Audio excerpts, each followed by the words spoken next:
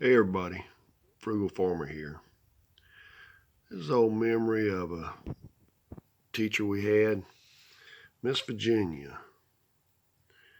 Well, Miss Virginia was a guidance counselor at my junior high. In the fourth grade, we went over to the junior high to tour it, and it was maybe a half a mile bus ride from our elementary school to there. We even got to eat lunch there. Well, we got there, and a lady, Miss Virginia, was showing us around, talking to us, telling us about how things were and how they wouldn't be. Now, back in that day, they weren't trying to make you feel good, and they weren't trying to make you feel bad, but they had rules, and they enforced those rules. The consequences were you're going to get your tail beat. Well, I like Miss Virginia. She was a short lady. She was 5 foot tall. I'm probably exaggerating. And she just had a way about her. Well, we went to the cafeteria to eat, and I'd put my food down. Miss Virginia was going to her seat. So I got over there to her seat and pulled her chair out for her. And that one movement there bought me 5 years of special consideration. She looked at me and she said, "Who's your folks?" And I told her. She said, "I know your daddy. Taught him in school." And Miss Muse was like a drill sergeant. She come through that hallway and she demanded respect, and she was good to people. I mean, she didn't trifle with people. I always respected that about her. And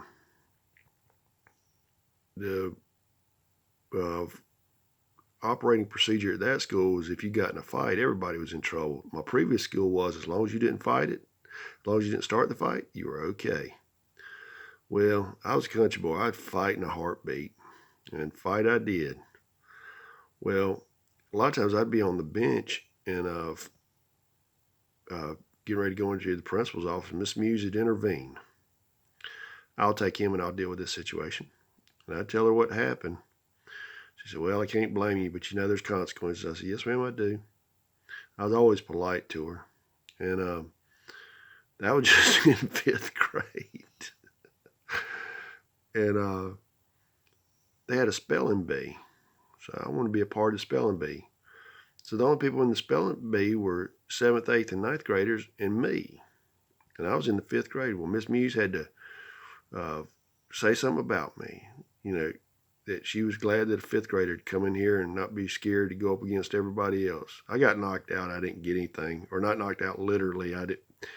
I misspelled a word. I can't remember what the word was. It was something pretty easy too. I didn't have no business in there. I just wanted to get out of class for a little bit.